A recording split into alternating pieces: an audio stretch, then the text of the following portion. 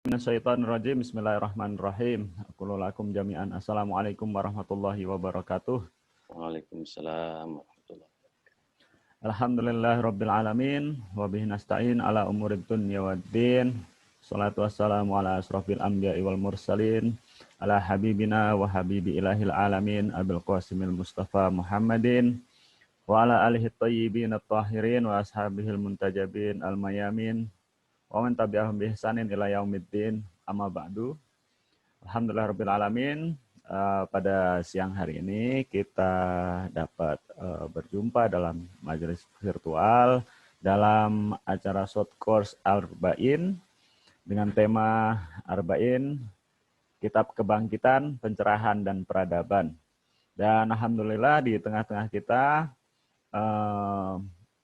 sudah hadir Al Ustadz atau biasa dipanggil dengan Gus Mis, dengan nama lengkap tentu Zuhairi Misrawi, dan sepertinya ada tema khusus untuk Gus Mis, yaitu ziarah Imam Husain alaihi salam bagi kaum muslimin. Dan mungkin nanti bisa segera saja untuk pemaparannya. Nanti kita akan coba kawal untuk diskusinya. Mungkin untuk teman-teman yang mungkin menyaksikan melalui media sosial ICC, baik melalui Facebook maupun dari YouTube, nanti bisa untuk mengajukan pertanyaannya melalui kolom komentar untuk kita ajukan ke narasumber kita. Alhamdulillahirrahmanirrahim. Mudah-mudahan acara kita dapat berjalan dengan lancar tanpa halangan suatu apapun. Sebelumnya mungkin kita perlu buka dulu dengan bacaan bismillah dan sholawat bersama. Bismillahirrahmanirrahim. Allahumma salli ala Muhammad wa ali Muhammad. Allahumma salli ala Muhammad wa ali Muhammad. Allahumma salli ala Muhammad wa ali Muhammad. Baik, kita persilahkan langsung kepada Gus Mis untuk memberikan paparannya. Fadal, Gus. Bismillahirrahmanirrahim. Assalamualaikum warahmatullahi wabarakatuh. Alhamdulillahirabbil alamin, tsumma alhamdulillahirabbil alamin. Assalatu wassalamu ala asyrafil anbiya'i wal mursalin sayyidina wa habibina wa syafi'ina maulana Muhammadin wa ala alihi thayyibin wa sahbihi al-muntajabin wa tabi'ina lahum bi ihsanin ila yaumiddin.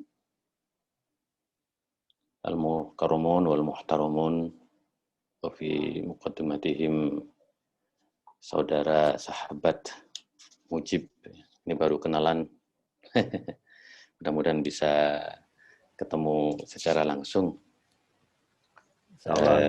Ya, terima kasih saya sudah diundang ke majelis yang sangat baik ini. Hari-hari ini kita sedang dalam suasana duka dalam ziarah Arba'in dari Najaf ke Karbala atau dari tanah air ke Karbala. Saya sebenarnya kalau tidak telat informasinya bahwa tahun ini bisa Arba'in, saya bisa langsung berangkat dari Jakarta ke Najaf sebenarnya.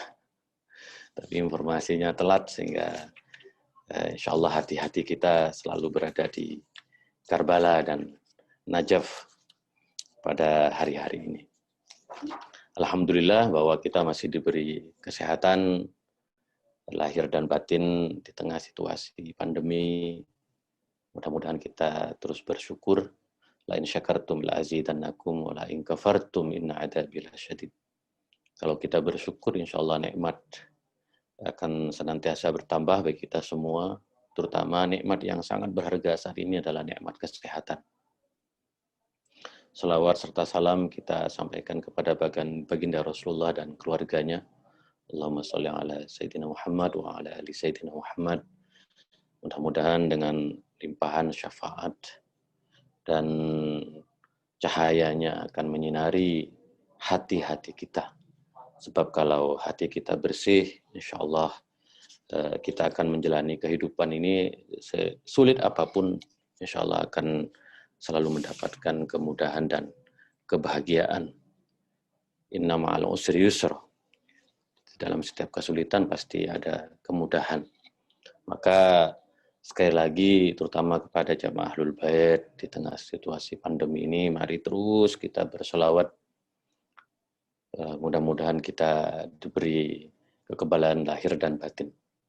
Kami di dalam tradisi Nahdlatul Ulama selama pandemi ini diwajibkan untuk terus berselawat. Li khamsatun utfi biha harrul waba'il hatimah al-mustafa wal murtada wa ibnahuma wa fatimah. Kami meyakini bahwa ahlul kisah, yaitu Rasulullah Shallallahu Alaihi Wasallam, al-murtada Imam Ali, wa ibnahuma Imam Hasan dan Imam Husain, dan Sayyidah Fatimah Zahra adalah obat kita tatkala kita menghadapi berbagai macam cobaan, berbagai macam musibah, berbagai macam kesulitan. Lebih-lebih kita juga di dalam kalangan Nahdlatul Ulama, kami meyakini bahwa selawat kita, doa kita kepada ahlul kisah ini akan menyembuhkan kita dari berbagai pandemi, terutama pandemi corona ini, corona COVID-19 ini. Dan itu keyakinan kami. Dan setelah dilacak, memang doa li khamsatun utfi bi harul waba'il hatimah al-mustafa wal murtada wa ibnahuma wa fatimah, ini setelah dilacak memang ini dari pencinta Ahlul Bait, dari teman-teman Syiah. Kami hanya meminjamnya dan mensyiahkannya, meyakininya sebagai doa yang akan menyertai kesehatan dan keberkahan hidup kita. Nah, sahabat-sahabat sekalian, Bapak Ibu, saya mendapatkan tema pada pagi hari ini, yaitu makna ziarah Imam Husain bagi umat Islam. Nah, tadi malam atau kemarin lusa, saya di akun Twitter saya menyampaikan foto saya saat arba'in. Dan di foto itu saya sarungan memang. Saya jalan dari Najaf itu pakai sarung dan pakai sendal karena memang lebih mudah. Saya pakai sendal dan pakai sarung, pakai kopiah, ya khas Nahdlatul Ulama. Tapi teman-teman Ahlul Bait juga, pencinta Ahlul Bait juga rata-rata pakai kopiah, tapi nggak pakai sarung. Saya pakai sarung karena lebih mudah, lebih simpel menurut saya dalam perjalanan itu, karena kita mulai perjalanan dari malam, panas sekali. Alhamdulillah responnya sampai hari ini yang impresinya itu sekitar 10.000 orang. Saya menulis di situ, saya NU memakai sarung dalam perjalanan dari Najaf ke Karbala, yaitu ziarah Imam Husain pada Arba'in. Ya banyak komentarnya, tapi ya kita tahulah kalau kadrun ya pasti komentarnya negatif. Jadi kalau teman-teman NU, saya yakin mereka iri ingin Arba'in ini, ingin ikut serta dalam perayaan Arba'in. Nah, bagi saya peringatan Arba'in, wabil khusus ziarah kepada Imam Husain alaihissalam ini betul-betul merupakan peristiwa yang sangat luar biasa, karena kita sedang meneladani seorang syahid, seorang penghuni surga, cucunda Rasulullah Shallallahu Alaihi Wasallam, dan tentu maknanya sangat luar biasa. Maknanya sangat luar biasa. Saya selalu katakan di mana-mana, alhamdulillah saya sudah ziarah pada baginda Rasulullah Shallallahu Alaihi Wasallam di Masjid Nabawi Madinah, dan para imam al-ma'sumin, para aulia. Saya ini betulan aktivis ziarah. Nah, saya itu memang makomat ya, getaran ziarahnya itu memang paling dahsyat ketika ziarah kepada baginda Rasulullah Sallallahu Alaihi Wasallam. Air mata saya menetes ketika getarannya sangat luar biasa, dan mudah-mudahan itu saya masih diakui sebagai umat Rasulullah Sallallahu Alaihi Wasallam. Getaran kedua emang pada Imam Husain. Jadi saya merasa getaran yang sangat luar biasa sehingga saya ketika berziarah di Karbala, saya betul-betul sangat lama sekali karena saya mulai ziarah, biasa tradisi ziarah saya itu dimulai jam 12 malam, 00.00 itu sampai subuh.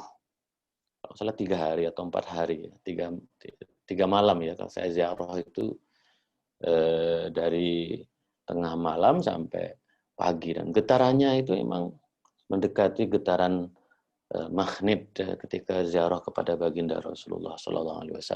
Baru getarannya yang ketiga, getaran ketika ziarah ke Imam Ali bin Abi Thalib karramallahu wajhah alaihi salatu wassalam di Najaf. Itu momen-momen terindah dalam hidup saya, dan the dream comes true, mimpi menjadi kenyataan. Terima kasih sahabat-sahabat dari Ijabi, terutama Ahlul Bait yang mengenalkan saya kepada Arba'in ini, sehingga dalam usia saya yang sekarang sekitar 43 tahun, saya sudah berziarah kepada Rasulullah dan keluarganya dan para imal ma'sumin dari imam ke-12 itu. Alhamdulillah saya sudah berziarah semua. Nah, apa maknanya ziarah kepada Imam Husain ini? Nah, ziarah sendiri adalah perjalanan, baik perjalanan fisik maupun perjalanan rohani. Nah, memang seperti yang saya lakukan, dan saya kira teman-teman dari pencinta Ahlul Bait dan Syiah sudah melaksanakan ini semua secara fisik ya, seperti yang sudah saya lakukan, dan memang perjalanan ziarah secara fisik itu meninggalkan kesan personal yang sangat luar biasa, dan kita akan punya kisah-kisah dalam ziarah secara fisik itu. Tetapi sebenarnya kita juga bisa berziarah secara non fisik, secara spiritual. Maka kita punya doa-doa ziarah, kalau di dalam Nahdlatul Ulama kita punya doa-doa tahlil, yang itu juga bagian dari ziarah spiritual. Kenapa misalnya saya minimal 5 kali dalam sehari itu membaca tahlil, yang saya baru tahu bahwa tahlil itu memang dari tradisi Syiah, termasuk bacaan-bacaannya waktu di ICC, waktu peringatan syahadahnya Al-Hajj Qasim Sulaimani, saya baru pertama kali itu dengarkan tahlilnya. Itu mirip dengan tahlil dari tradisi Nahdlatul Ulama, dan itu memang genealogi atau historitas tahlil yang dibacakan oleh kalangan Nahdiyin, termasuk saya, adalah juga tradisi tahlil yang diinspirasi dari kalangan Ahlul Bait atau pencinta Ahlul Bait. Maka NU sebenarnya secara kultural itu banyak sekali sumber inspirasinya dari Ahlul Bait. Nah, maka ziarah kepada Imam Husain itu memang bisa ziarah secara fisik, tetapi juga ziarah secara non fisik, ziarah secara spiritual. Lebih-lebih dalam hari-hari Arba'in sekarang, kita harus melakukan ziarah spiritual kepada Imam Husain. Nah, kenapa? Pertama, karena Imam Husain itu seperti dikatakan oleh banyak sekali hazanah keislaman, disebutkan al-imtidad at-tabi'i lin-nubuwah, bahwa Imam Husain itu adalah kelanjutan dari kenabian Nabi Muhammad SAW. Tidak, saya yang mengatakan bahwa kita yang mengaku sebagai umat Rasulullah SAW tidak akan mampu menangkap pesan kenabian, pesan profetik kenabian, tanpa melalui Imam Husain alaihissalam. Karena dalam diri Imam Husain itu betul-betul tercermin cahaya kenabian yang sangat luar biasa. Al-imtidad at-tabi'i linubuwah. Maka kalau ada orang yang bertanya kenapa kita semua berduka dan menyampaikan cinta yang sangat mendalam. Tidak ada cinta yang melebihi cinta kepada Imam Husain dan kakeknya, dan tentu kedua orang tuanya. Kenapa? Karena Imam Husain itu merupakan cahaya dari Rasulullah Shallallahu Alaihi Wasallam. Coba bayangkan, saya selalu mengatakan, bagaimana jika kita tidak mempunyai keteladanan syahadah Imam Husain? Apa yang terjadi pada umat Islam? Mungkin kita akan hidup dalam suasana kegelapan, suasana konflik, suasana carut marus, kekerasan.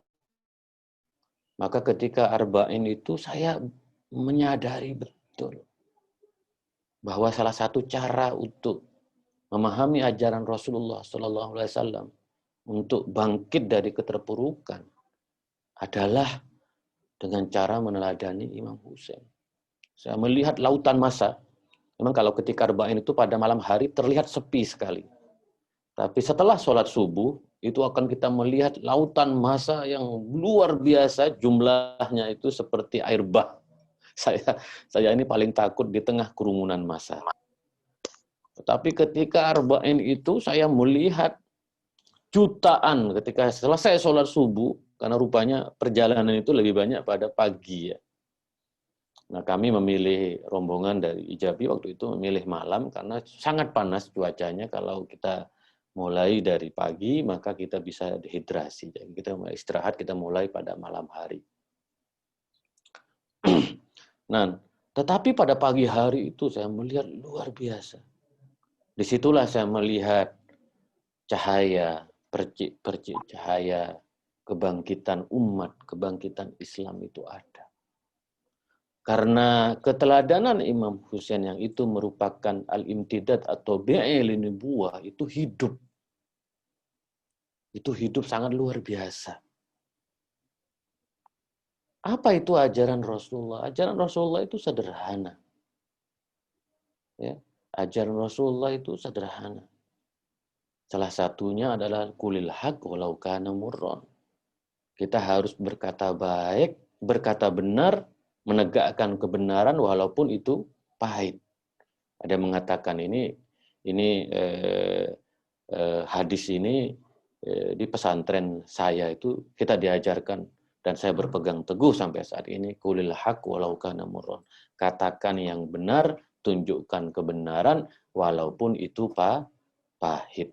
Nah, terakhir setelah baca saya hadis-hadis yang diriwayatkan oleh Syiah dan pencinta Ahlul Bait, rupanya ini adalah hadis Rasulullah Shallallahu Alaihi Wasallam yang sanadnya dari Imam Ali bin Abi Thalib karramallahu wajhahu alaihi salatu wassalam. Jadi Imam Husain alaihissalam memberikan satu pesan kepada kita bahwa ajaran Rasulullah tidak boleh berhenti. Ajaran Rasulullah harus abadi. Hatta kalaupun kita menghadapi seorang yang zalim sekalipun. Hatta kalau kita pada akhirnya harus menjadi syahid. Harus menyerahkan jiwa, nyawa, dan harta kita. Itulah puncak dari keislaman. Jadi kalau di dalam tradisi sufi itu ada syariat, ada tarekat, ada hakikat, ada ma'rifat. Imam Husain itu adalah puncak ma'rifat sebenarnya. Karena tidak ada satu kata al-haqqu min rabbika fala takunanna minal mumtarin. Bahwa kebenaran itu dari Allah. Makanya kamu jangan menjadi orang-orang yang takut, orang-orang yang tidak mempunyai keberanian. Ibnu Maskawih itu menulis dalam bukunya Tahdhibul Akhlaq.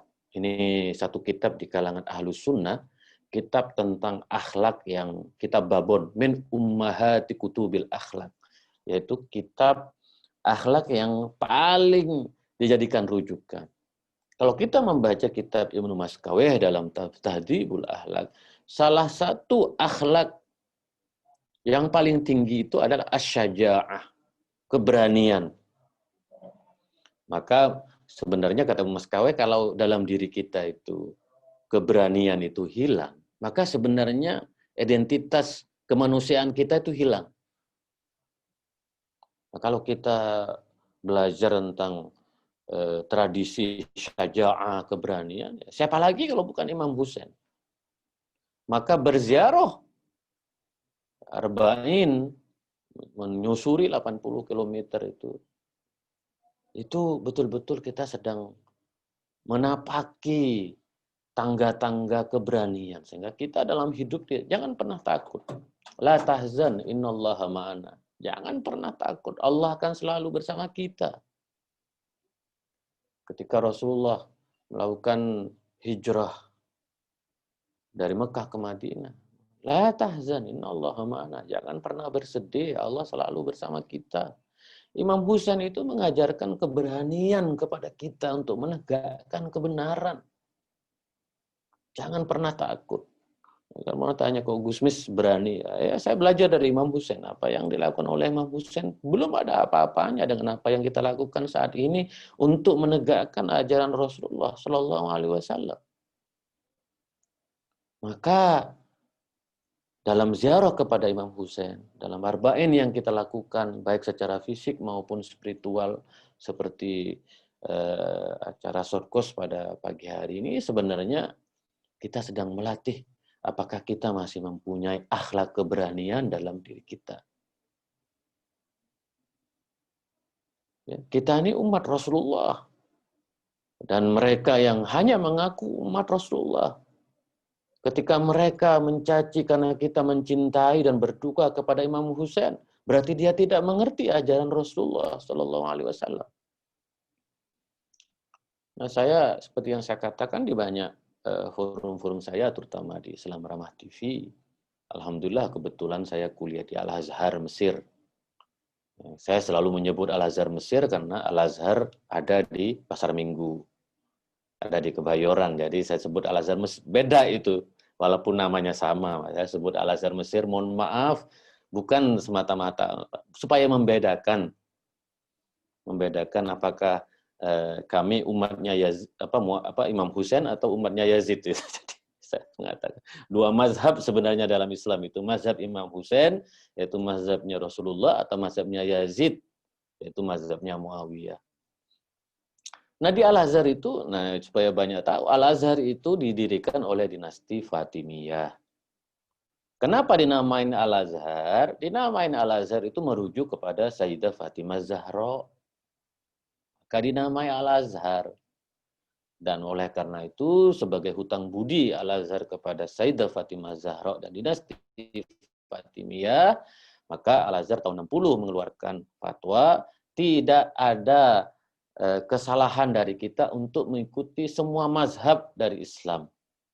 Dan kemudian mazhab Imam Ja'far adalah salah satu mazhab yang sah dirujuk oleh kita semua. Bahkan dalam banyak sekali perundang-undangan di dunia Islam, termasuk di Indonesia, termasuk dalam fatwa-fatwa Nahdlatul Ulama, termasuk dalam kitab-kitab Hadratus Syekh Hasyim Asy'ari, merujuk kepada Imam Ja'far dan para a'imah al-ma'sumin. Jadi sebenarnya sudah tidak ada masalah di antara kita. Maka di Al-Azhar itu saya belajar 6 mazhab, bukan 4 mazhab. Saya belajar 4 mazhab Ahlus Sunnah, Imam Syafi'i, Imam Maliki, Imam Hanafi, dan Imam Ahmad bin Hambal, dan 2 mazhab lagi, Imam Zaid dan Imam Ja'far. Maka saya belajar 6 mazhab di Al-Azhar Mesir. Nah, di depan Al-Azhar Mesir itu terdapat Masjid Imam Husain.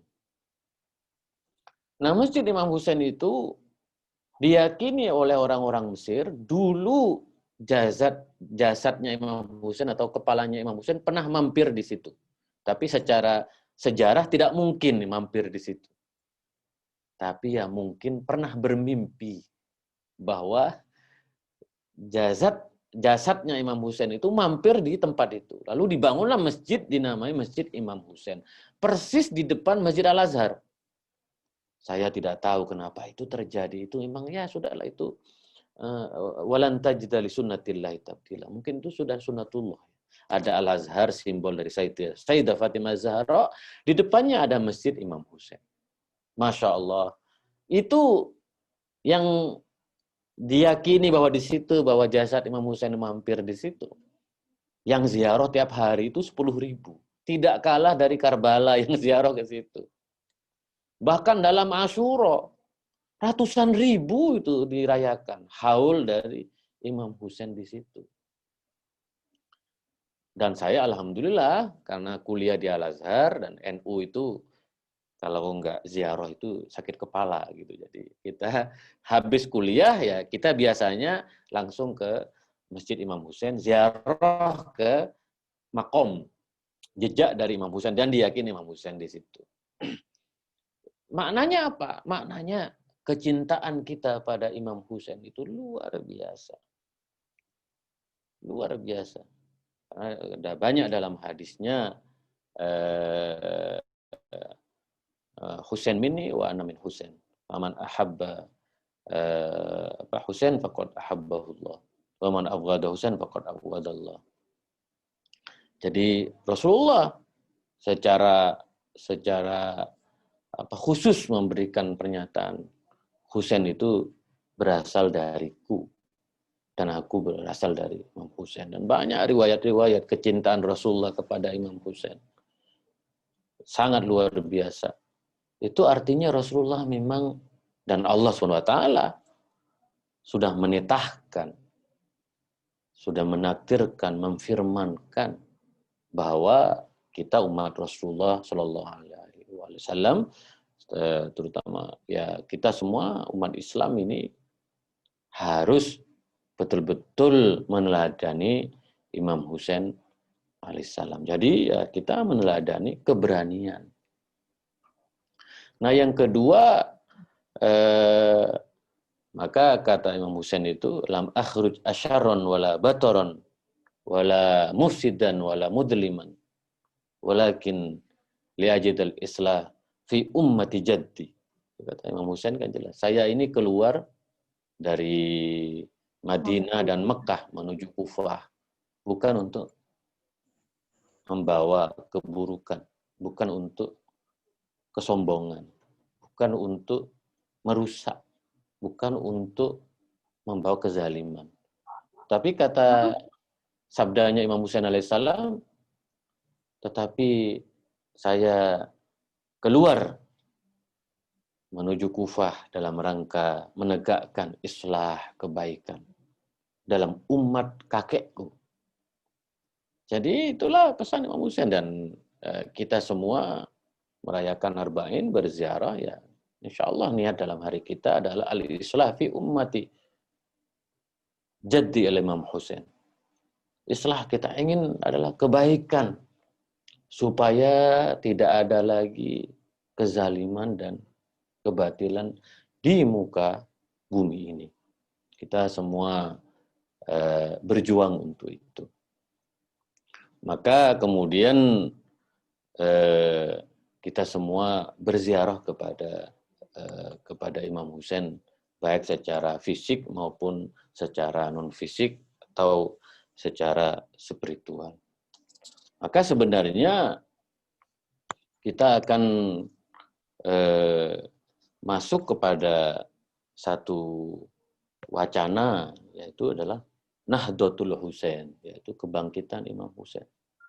Terutama kepada sahabat-sahabat dari Syiah dan pencinta Ahlul Bait. Saya berterima kasih banyak.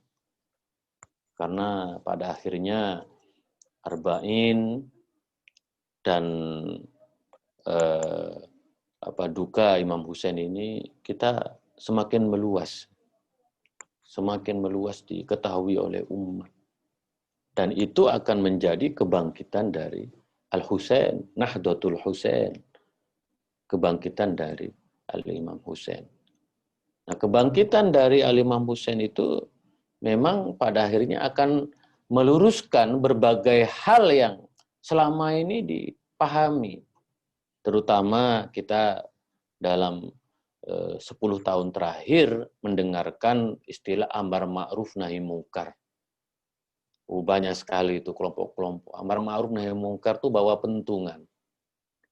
Bawa pentungan melarang Asyura. Itu bagi saya, aduh, bagaimana melarang Asyura dengan menggunakan amar ma'ruf nahi mungkar? Itu bagi saya, itu aneh dan ajaib itu.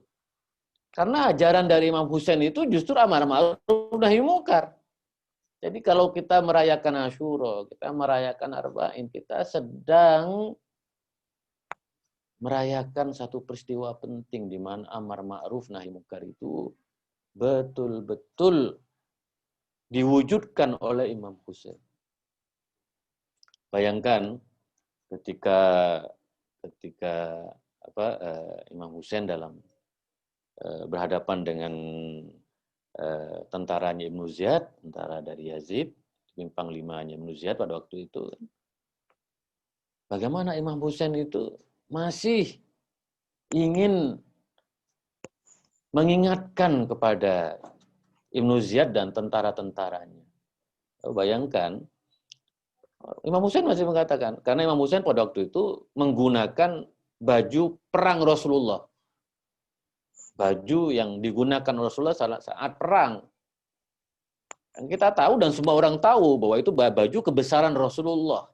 Baju yang dipakai ketika perang Badar dan perang-perang yang lain. Semua tahu, termasuk Ibnu Ziyad. Apa dalam amar ma'rufnya yang dilakukan oleh Imam Husain? Imam Husain masih berkata, wahai Ibnu Ziyad, apakah kamu tahu bahwa kakek saya adalah Rasulullah Shallallahu Alaihi Wasallam?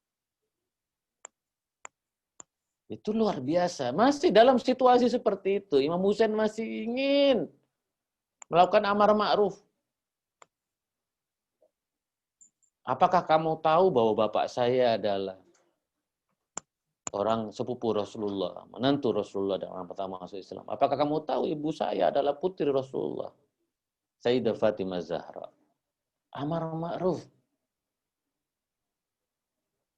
Maka kemudian kita mengenal dalam amar ma'ruf itu al-amru bil ma'rufin, al-amru bil ma'ruf bi ma'rufin wan nahyu 'anil munkar bi ghairil munkar. Bahwa menegakkan kebenaran dengan cara-cara yang benar dan menjauhkan kemungkaran dengan cara-cara yang tidak mungkar. Yang dilakukan oleh Imam Husain itu betul-betul adalah ekspresi dari amar ma'ruf nahi mungkar. Walaupun jiwa dan nyawanya dipertaruhkan untuk kita semua umat Islam supaya ajaran Rasulullah tetap kelihatan nyala dan apinya untuk kita semua. Maka kebangkitan Nahdlatul Husain ini insya Allah akan menyertai kehidupan kita sekarang dan masa-masa yang akan datang. Dan sehingga kemudian kita semua betul-betul menjadi umat Rasulullah Shallallahu Alaihi Wasallam. Dan tentu ya beruntunglah teman-teman Ahlul Bait itu beruntung karena sanad keislamannya dan matan keislamannya itu memang dari Nabi dan keluarganya, terutama Imam Husain. Dan saya jujur secara pribadi terima kasih banyak karena kisah-kisah tentang Imam Husain ini tidak pernah diajarkan secara detail di pesantren-pesantren, bahkan di Al-Azhar Mesir. Jadi saya justru banyak belajar dari teman-teman Ahlul Bait dan mudah-mudahan Nahdlatul Husain ini, kebangkitan Imam Husain melalui ziarah kita dan bagaimana upaya kita meladani Imam Husain, insya Allah akan memberikan satu manfaat yang luar biasa, terutama bagi kita pribadi dan bagi umat Islam yang lebih luas, bagi negara kita Indonesia yang saat ini sedang menghadapi fitnah-fitnah yang sangat luar biasa. Kita perlu meladani Imam Husain dan tentu bagi dunia, peradaban dunia kita ingin, dan tentu karena Imam Husain juga alaihissalam menjadi inspirasi dari peradaban dunia, Bung Karno dulu, Gandhi dan banyak tokoh-tokoh besar, Che Guevara, belajar dari bagaimana Imam Husain berjuang.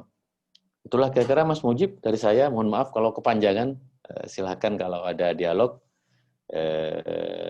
Ma taufiqi illa billah, alaihi tawakkaltu wa ilaihi unib. Akhiru da'wana alhamdulillahirabbil alamin. Wallahul muwaffiq ila aqwamit thoriq. Assalamualaikum warahmatullahi wabarakatuh. Nah, gambar saya di belakang itu adalah doreh dari Imam Husain. Iya. Ya, Mas Mujib ya. Dari pintu 9 tuh Mas Mujib. Jadi gambar dari Itu pintu foto 9. sendiri, diambil Iya, sendiri. jam 3 pagi Mas Mujib. Jadi Ya, ambil. Masya Allah, Masya Allah. Jadi itu hadiah Mabruk. saya pada Ahlul Bait dari Masya teman-teman Allah, Ahlul Bait. mabruk. Ya. Saya berasa seperti melihat Gusmis lagi ziarah, jadi mau nitip salam juga untuk Imam Husain kira-kira Ya. kalau karena sedang ada di depan Doreh Imam Husain, jadi mudah-mudahan nanti kita mintakan doa. Dan untuk sampai ke dorehnya kita berjuang luar biasa, Mas. Ya, alhamdulillah. Alhamdulillah. Mabruk bisa sampai termasuk menyentuh mungkin ya, jadi sudah sampai ke depan Gusmis. Alhamdulillah. Ya, info dari panitia belum ada pertanyaan yang dituliskan melalui kolom komentar mungkin baik dari Facebook maupun YouTube. Kalau dari teman-teman yang mungkin bergabung di di Zoom, kalau ada pertanyaan mungkin kita akan persilahkan. Silahkan teman-teman. Kalau ada, kalau tidak ada, saya yang akan bertanya, Gus. Karena menarik sebenarnya pemaparan terutama dari tokoh Nahdlatul Ulama. Tentu di negara kita Nahdlatul Ulama termasuk yang katakanlah merepresentasikan umat Islam karena boleh dikata mayoritas, Gus. Tetapi tentu saja orang-orang yang kalau menurut saya yang seperti Gusmis ini bisa jadi 1001 atau 1.000.001 atau mungkin 10.000.001 malah misalnya. Yang katakanlah memiliki pengetahuan atau pandangan yang komprehensif dan menurut saya pandangannya juga moderat dan lain-lain. Nah, kira-kira Gus, kan Gusmis juga tadi di akhir-akhir kira-kira juga mengatakan bahwa kisah-kisah Islam sejarah misalnya atau terutama terkait dengan sejarah Imam Husain itu tidak diajarkan secara detail baik di pesantren maupun bahkan tadi disebutkan juga di Al-Azhar Mesir pun juga tidak diajarkan secara detail, Gus. Artinya kan bisa jadi detail-detail seperti ini kan hasil dari pencarian sendiri dari pribadi Gusmis gitu. Nah, menurut Gusmis kira-kira kalau kan Gusmis juga sebagai salah satu tokoh misalnya di NU. Kira-kira apakah kisah-kisah seperti ini layak misalnya untuk diajukan atau diusulkan menjadi sebuah pelajaran atau kurikulum yang khusus misalnya untuk tentu saja membuka sejarah yang memang harus detail. Karena jujur saya juga zaman kecil tinggal di lingkungan Nahdliyin yang cerita yang sampai ke saya itu soal Imam Husain itu hanya ketika masih kanak-kanak menaiki punggung Rasulullah ketika sholat sehingga Rasulullah menunda untuk bangkit dari sujudnya karena di atasnya ada cucu-cucunya kira-kira yang sedang naik di punggungnya. Kira-kira hanya itu saja cerita yang saya dapat mengenai Imam Husain. Jadi tidak sampai besarnya seperti apa, kisah hidupnya seperti apa, bahkan wafatnya seperti apa itu tidak diajarkan. Menurut Gusmis gimana? Ya, ini teori sejarah. Dan sebenarnya ya teorinya Imam Ali bin Abi Thalib karamallahu wajhahu alaihi salatu wassalam. Teorinya Imam Ali aja lah, yang lebih dekat pada teman-teman. Sejarah itu harus diperjuangkan. Nah, ada ungkapan Imam Ali yang sangat terkenal. Al-haqqu bila nidamin qad yawlibuhul batil binidamin. Kebenaran yang tidak terorganisir akan dikalahkan oleh kebatilan yang terorganisir. Maka kita yang mengetahui kebenaran ini harus bersuara. Harus menulis ulang sejarah. Maka saya masih punya janji. Saya ingin menulis tentang Ahlul Kisah, Mas Mujib. Tentang Rasulullah, lalu kemudian Sayyidah Fatimah Zahra, Imam Ali, Imam Hasan, Imam Husain. Saya bilang ke teman-teman Ahlul Bait, cinta Ahlul Bait, saya NU 5 lah cukup bisanya. Yang 7-nya teman-teman lah semua. Bagi-bagi tugas, nanti kalau saya nulis 12, nanti nggak jelas mana NU dan mana. Ahlul bait. Saya ingin nulis 5 lah. Ya kalau diberi umur panjang ingin nulis semuanya. Tapi Ya, yang saya minimal 5, Gus. 5 ya, saya Minimal 5. ya. Ya, minimal 5. Jadi ahlul kisah. Lihom satun lah itu. Obatnya corona itu saya ingin tulis 5. Jadi memang Mas Mujib, pesan Imam Ali bin Abi Thalib, memang kita harus menulis kembali sejarah ini. Karena sejarah itu kan, dan semua sejarah termasuk sejarah Rasulullah SAW yang ditulis kan seolah-olah ajaran Rasulullah itu adalah perang. Perang karena konteksnya itu adalah konteks memang perang pada ketika sejarah itu ditulis. Maka saya baru membeli buku dari Iran yang itu akan menjadi sumber saya nanti dalam menulis Ahlul Kisah.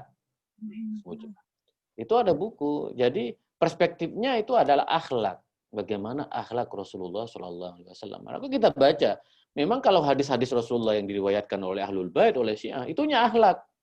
Tapi yang diriwayatkan oleh NU, teman-teman Ahlus Sunnah, isinya adalah fikih dan perang. Maka fikih dan jihad isinya. Coba bacanya semua. Imam Bukhari, Imam Muslim.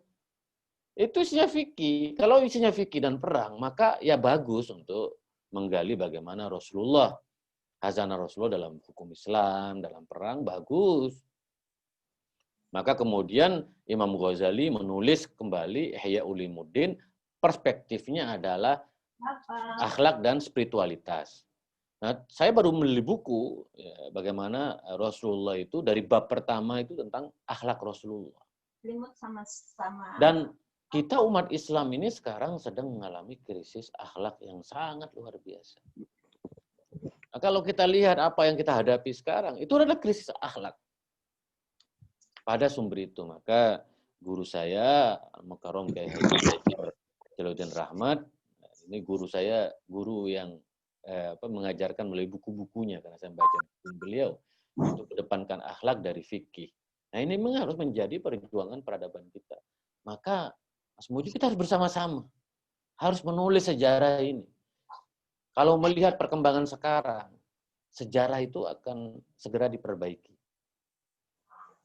Ya, saya menceritakan tentang Imam Husain ini di banyak tempat, dan nggak ada protes dari kiai-kiai sepuh. Ya kan, nggak ada protes karena memang itu fakta sejarah. Dan kita harus bahwa kebangkitan Islam, kebangkitan Imam Husain ini harus menginspirasi sebanyak mungkin umat Islam. Dan saya baru tahu ternyata pendiri Ahmadiyah itu juga pencinta Imam Husain yang luar biasa. Sehingga ekspresinya adalah love for all, hatred for none. Ekspresinya adalah cinta. Maka menaklukkan Yazid dengan cinta. Itu luar biasa. Dukanya Imam Husain adalah duka cinta kepada ajaran kakeknya. Duka cinta kepada Allah yang menciptakan kita. Dan mengisi dunia ini dengan kemuliaan, kebaikan, keberkahan, dan lain-lain. Jadi insya Allah, Mas Mujib ya, kita ini terus seperti pesan Amali. Al-haqqu bila nidhamin. Qad yahulibuhul batil binidhamin. Maka kita mari berorganisir bareng-bareng. Apa yang terjadi di masa lalu ya kita jadikan pelajaran. Kita jangan meratapi, kita belajar dari keberanian Imam Husain. Kita belajar dari ketulusan Imam Husain. Kita melakukan apa yang bisa kita lakukan. Itu maka ya itu niat saya Mas Mujib menulis 5 Ahlul Kisah itu. Ahlul Kisah karena teman-teman Ahlul Bait enggak mau nulis ini kan. Padahal mungkin biografi mungkin sudah lumayan banyak, Gus. Kalau biografi enggak terjemahan rata-rata. Rata-rata terjemahan, saya tahulah. Nah, ini menulis untuk konteks masyarakat kita supaya lebih dekat Imam Husain dengan perjuangan kita. Jadi maka mari saya mengundang, mari kita serbu toko buku dengan buku-buku tentang Imam Husain. Imam Husain untuk anak-anak, Imam Husain untuk kalangan perempuan, Imam Husain untuk milenial. Mari kita serbu. Mari kita serbu dengan gagasan. Perjuangan kita adalah perjuangan menyampaikan kebenaran, melakukan gagasan. Nah, saya pelan-pelan menyampaikan itu. Apa yang semampu saya, insya Allah. Bahwa Nahdlatul Husain, kebangkitan Imam Husain ini akan menjadi wasilah kita. Menjadi jembatan kita untuk menemukan kembali keindahan ajaran Islam. Jadi itu kira-kira Mas Mujib, mudah-mudahan bisa siap. Iya, menjawab. iya Gus. Terima kasih. Mudah-mudahan nanti karya dari Gus Mis bisa jadi salah satu rujukan utama, terutama di pesantren-pesantren. Dan kita tentu juga sangat menantikan itu tulisan dari Gus Mis, karena mungkin perspektifnya atau bahasannya bisa jadi akan apa sangat kaya dengan keilmuan, terutama dari sisi keindonesiaan, mungkin bisa bisa tampil dari sisi itunya. Nah, info dari panitia ternyata juga masih belum ada pertanyaan. Saya kira mungkin cukup karena waktunya juga sudah hampir pukul 11 dan kita akan siap-siap untuk sholat Jumat. Mungkin closing statement dari Gus Mis kita bersama. Ya, terima kasih ya. Selamat merayakan Arba'in. Dan saya waktu ziarah ke Karbala itu ada kisah khusus, karena kan itu susah kan, itu lautan massa besar luar biasa. Jadi waktu itu saya, Mas Mujib, ziarahnya saya tidak pakai doa ziarah yang dipakai oleh Ahlul Bait. Saya baca tahlil NU. Jadi dari pintu itu saya baca tahlil NU saja sudah. Ya, alhamdulillah itu saya cepat masuk gitu, Mas Mujib itu. Sampai nyentuh dorihnya Imam Husain itu. Terus saya bilang, alhamdulillah NU masih diakui oleh Imam Husain. Saya bilang. Sebagai bagian dari apa umat Rasulullah Sallallahu Alaihi Wasallam. Jadi mari kita semua mempunyai semangat spirit yang tinggi seperti Imam Husain. Tidak pernah takut, tidak pernah sedih. Dunia ini harus diisi dengan kebaikan, harus diisi dengan kemuliaan, diisi dengan perjuangan. Walaupun mungkin apa yang kita punya harus kita serahkan. Jadi itu kira-kira Mas Mujib, terima kasih banyak. Mohon maaf, saya tidak ingin menggurui sebenarnya. Apa yang saya sampaikan pasti sahabat-sahabat Ahlul Bait, pecinta Ahlul Bait lebih mengerti dari saya. Mohon maaf kelancangan saya. Assalamualaikum warahmatullahi wabarakatuh. Terima kasih Gus Mis, ya terutama paparan dan hikmah yang disampaikan ya, tentu bukan terbatas hanya untuk dikonsumsi kalangan pecinta Ahlul Bait saja, tetapi karena juga mewakili teman-teman Ahlus Sunnah yang lain, bisa jadi juga nanti bisa menjadi satu semacam komparasi atau penambah, memperkaya wawasan dari sisi yang mungkin belum pernah didapatkan sebelumnya. Terima kasih sekali lagi kita ucapkan pada Gus Mis yang sudah menyediakan waktunya di tengah kesibukan beliau. Mudah-mudahan kita bisa bertemu segera dan mudah-mudahan pandemi ini segera berakhir sehingga kita bisa bertemu tentu secara langsung kepada Gus Mis, karena ini tokoh-tokoh moderat seperti Gus Mis ini memang sangat jarang kita temukan, dan tentu tidak hanya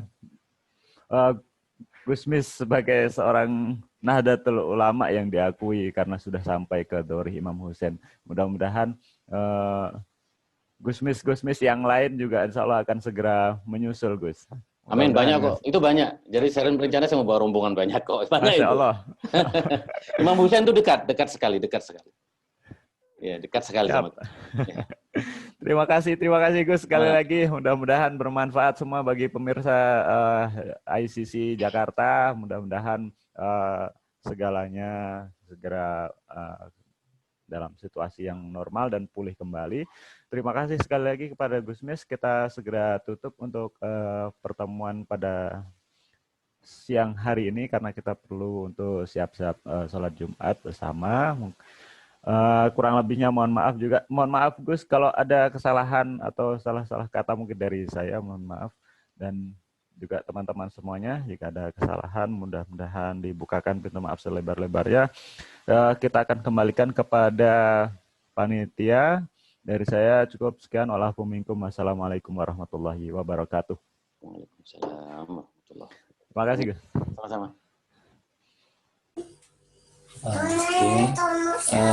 Langsung kami tutup ya, biar bisa sama-sama siap sholat Jumat.